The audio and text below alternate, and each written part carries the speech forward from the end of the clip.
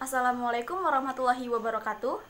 Perkenalkan, kami dari kelompok 2 yang beranggotakan Meira Delia Puspita dengan NPM 205060049, Tiara Lisnawati dengan NPM 205060078, Dian Aprisia Tazkiyah dengan NPM 205060081, dan Elsa Terindah Pramesti dengan NPM 205060082. Kami dari kelompok 2 akan membahas tentang lingkungan hidup, ekosistem, dan permasalahannya. 23 tahun 1997, lingkungan hidup adalah kesatuan ruang dengan semua benda, daya, keadaan, dan makhluk hidup, termasuk manusia dan perilakunya, yang mempengaruhi kelangsungan perkehidupan dan kesejahteraan manusia, serta makhluk hidup lain. Sedangkan ruang lingkup lingkungan hidup di Indonesia meliputi ruang, tempat Negara Kesatuan Republik Indonesia yang berwawasan Nusantara dalam melaksanakan kedaulatan, hak berdaulat, dan yurisdiksinya. Dalam lingkungan hidup terdapat ekosistem, yaitu tatanan unsur lingkungan hidup yang merupakan kesatuan utuh, menyeluruh dan saling mempengaruhi dalam membentuk keseimbangan, stabilitas, dan produktivitas lingkungan hidup. Merujuk pada definisi tersebut, maka lingkungan hidup Indonesia tidak lain merupakan wawasan Nusantara yang menempati posisi silang antara dua benua dan dua samudra dengan iklim tropis dan cuaca serta musim yang memberikan kondisi alamiah dan kedudukan dengan peranan strategis yang tinggi nilainya. Tempat bangsa Indonesia menyelenggarakan kehidupan bernegara dalam segala aspeknya. Lingkungan hidup alami bersifat dinamis.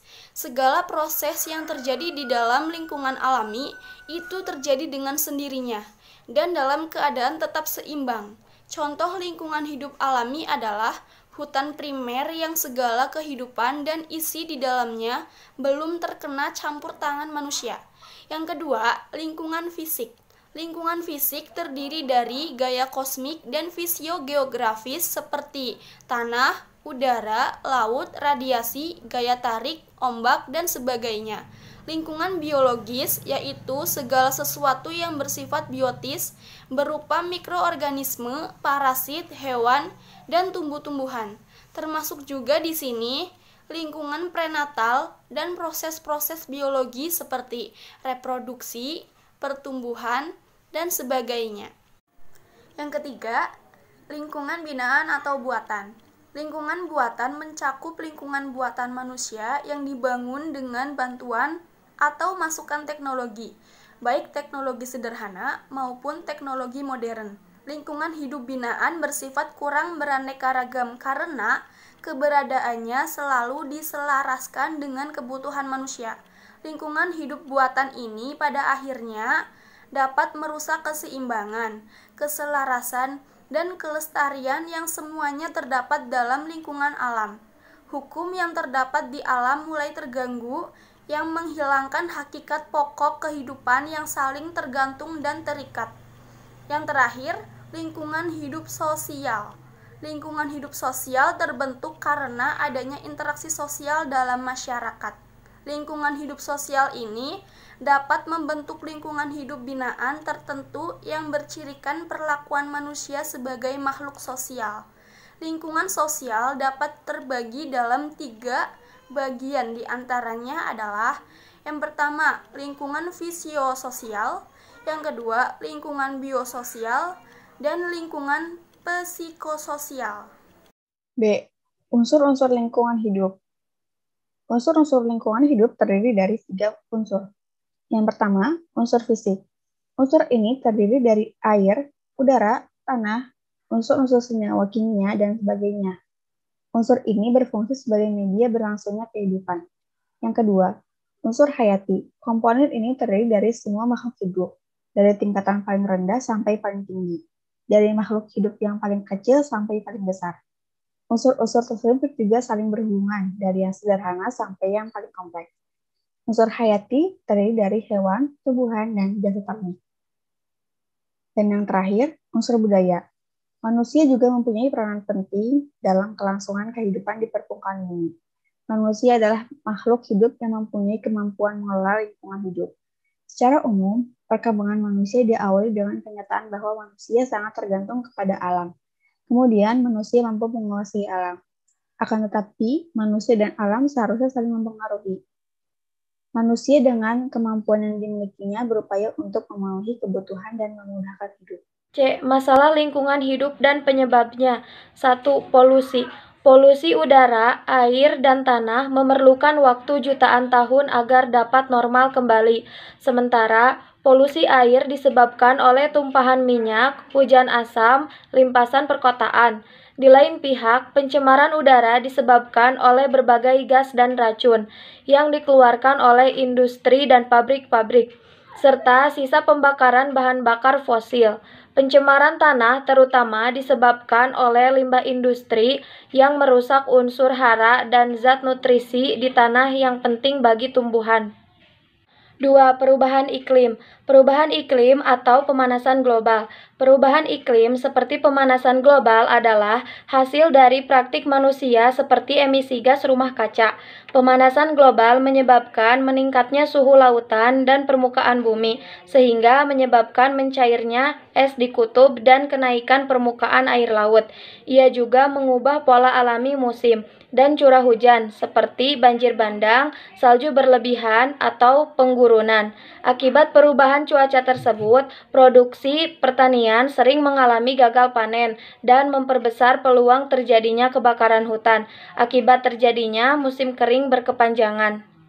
3. Hujan asam. Hujan asam terjadi karena adanya polutan tertentu di atmosfer.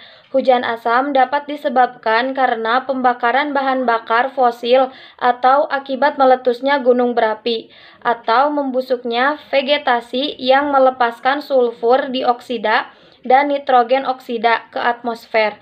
Hujan asam merupakan permasalahan lingkungan yang dapat memiliki efek serius pada kesehatan manusia, satwa liar, dan spesies air.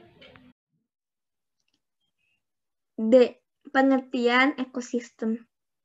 Ekosistem adalah tatanan dari satuan unsur-unsur lingkungan hidup dan kehidupan, biotik maupun abiotik, secara utuh dan menyeluruh yang saling mengaruhi dan saling tergantung dengan yang lainnya. Ekosistem mengandung keanekaragaman jenis dalam suatu komunitas dengan lingkungannya yang berfungsi sebagai suatu satuan interaksi kehidupan dalam alam. Departemen Kehutanan 1997.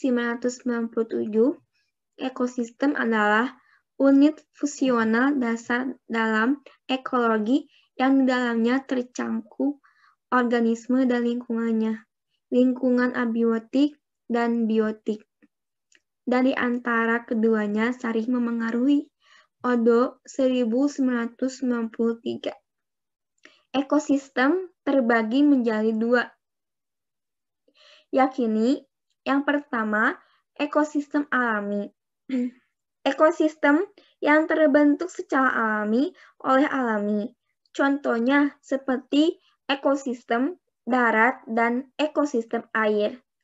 Yang kedua, ekosistem buatan, suatu ekosistem yang dibentuk dengan sengaja oleh manusia, seperti ekosistem waduk, sawah, perkebunan, pemukiman, dan tambak. E. Masalah kerusakan ekosistem. Yang pertama, kebakaran dan kerusakan hutan. Yang kedua, pemanasan global. Yang ketiga, penipisan sumber daya alam. Yang keempat, punahnya keanekaragaman hayati serta hujan asam. F. Pengendalian kerusakan ekosistem. Yang pertama, penghijauan kembali. Yang kedua, peranan pemerintah. Yang ketiga, pembanyak ruang terbuka hijau. Yang keempat, menekan produksi karbon dioksida. Kesimpulan, lingkungan hidup sebagai bagian yang mutlak dari kehidupan manusia memiliki 3 unsur penting, yaitu unsur hayati, unsur sosial budaya, unsur fisik. Urgensi lingkungan hidup bagi kehidupan manusia dapat sebagian tempat tinggal, tempat mencari makan, tempat beraktivitas, dan sebagian tempat hiburan. Tetapi semua itu tidak dapat dilakukan jika lingkungan itu rusak, baik faktor dari alam maupun faktor dari manusia sendiri. Untuk itu, kita harus melakukan berbagai upaya agar lingkungan kita bersih dan layak ditempati. Sekian dari kelompok kami.